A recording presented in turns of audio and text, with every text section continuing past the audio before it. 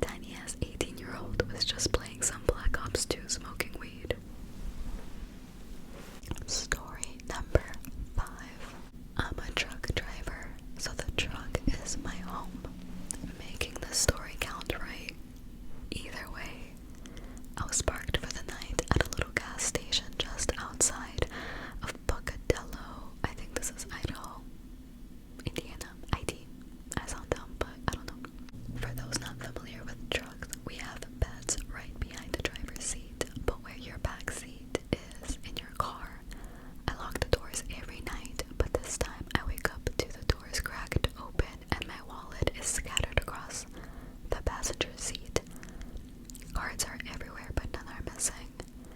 I'm missing $20 cash, but nothing else. I cut my losses once I realized it was only the $20 missing. I'm not filing a police report over that.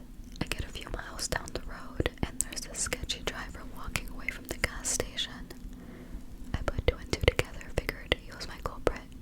I can get over the money, but the fact that the sketchy dude was inches away from me in my sleep out on the road, that haunts me to this day.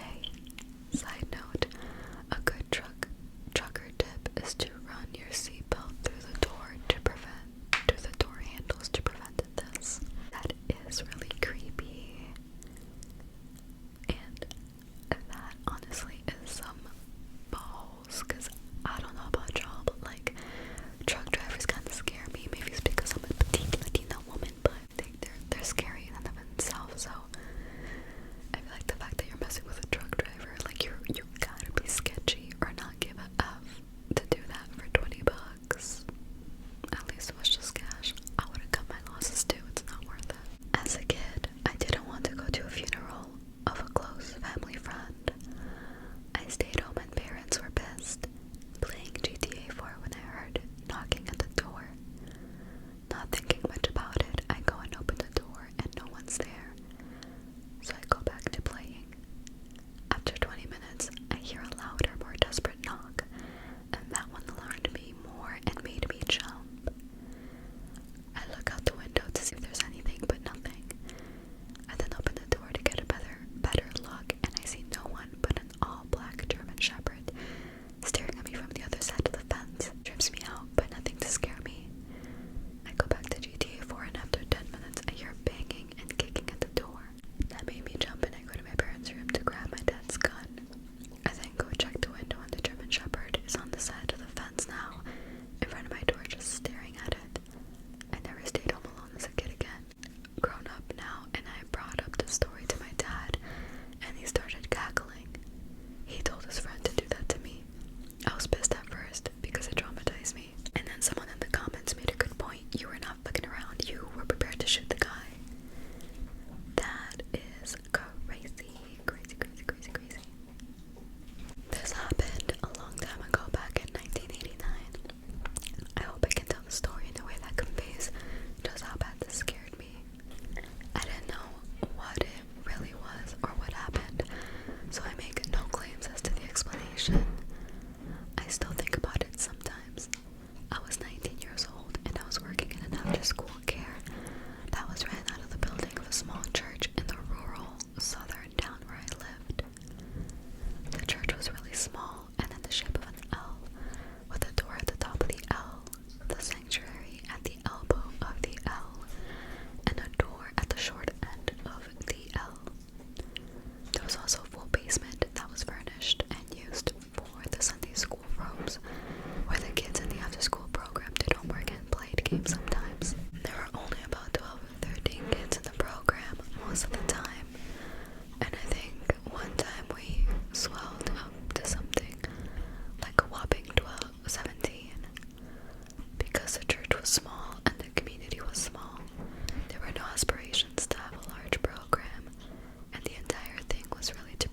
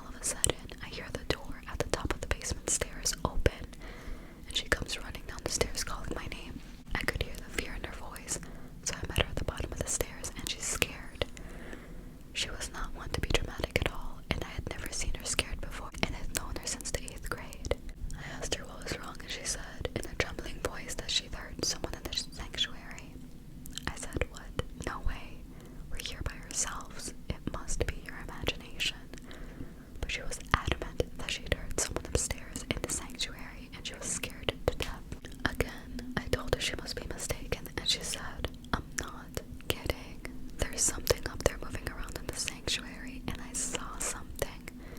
I don't know what it was. The sanctuary in the elbow of the L-shaped church was right beside the kitchen where she'd been preparing snacks. I was a brave kid. I went up to the upstairs and stuck my head out the door to make sure no one was in the hallway. Next, I checked Sunday school rooms.